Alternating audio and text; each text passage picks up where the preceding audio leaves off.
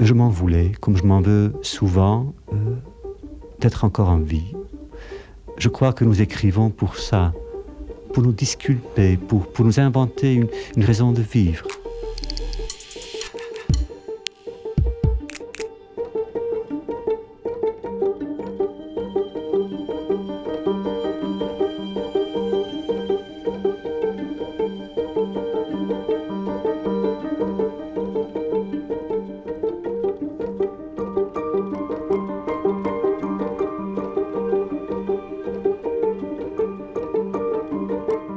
Et moi, je me suis demandé, si je voyais Eichmann dans la rue, que ferais-je? Je ne sais pas ce que je ferais. Et la même chose pour Mengele.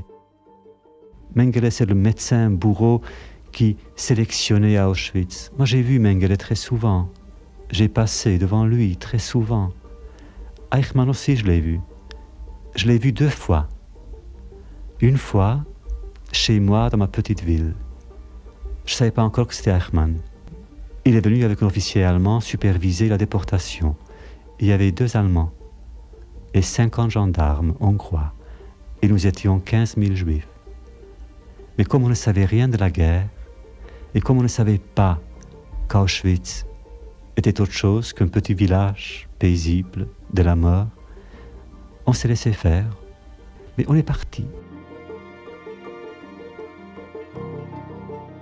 Et je me souviens, j'étais avec le dernier transport, à quitter cette petite ville.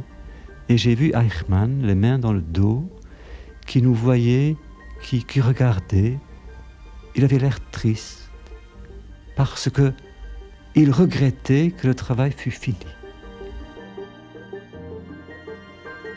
Alors 20 ans plus tard, j'ai revu Eichmann en Israël. Je suis parti assister au procès. Et pendant des jours et des jours, j'étais là à le regarder. En fait, je n'entendais rien. Je ne faisais que regarder. Parce que quelque chose en moi voulait croire qu'il n'était pas comme moi. Qu'il avait 3 yeux, 5 bras, que c'était un monstre.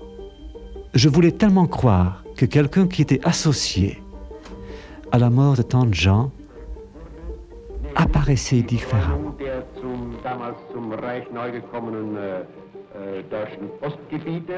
J'ai pas trouvé, au contraire, il était normal.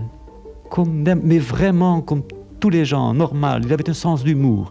Il mangeait bien, il dormait bien, il rêvait bien. C'est un bon père. Mais je n'ai pas haï, moi, Eichmann. Je l'ai vu, je l'ai compris. Pour vous dire la vérité, je me haïssais un peu, moi. Je m'en voulais, comme je m'en veux souvent, d'être encore en vie. Vous savez, c'est un sentiment de culpabilité que tous les survivants ont.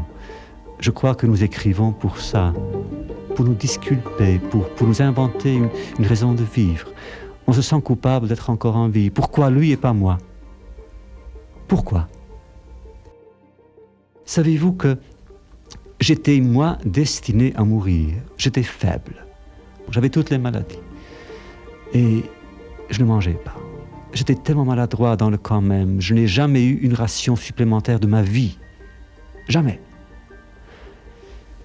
Et le 5 avril, quand on a évacué Buchenwald, nous étions 60 000. Et on évacuait tous les jours 10 000 et la plupart ont été tués sur les routes. Et alors, pendant 10 ans, si je n'ai pas écrit, c'est parce que aussi je me suis senti coupable. Je me suis dit, de quel droit est-ce que moi j'écris alors que ceux qui auraient dû écrire et témoigner pour eux-mêmes et pour moi ne sont plus en vie? Alors je m'en voulais face à Eichmann. Je me suis dit, il y a une injustice là. Il y a quelque chose qui cloche, il y a quelque chose qui ne va pas. Et ce sentiment me dérange encore.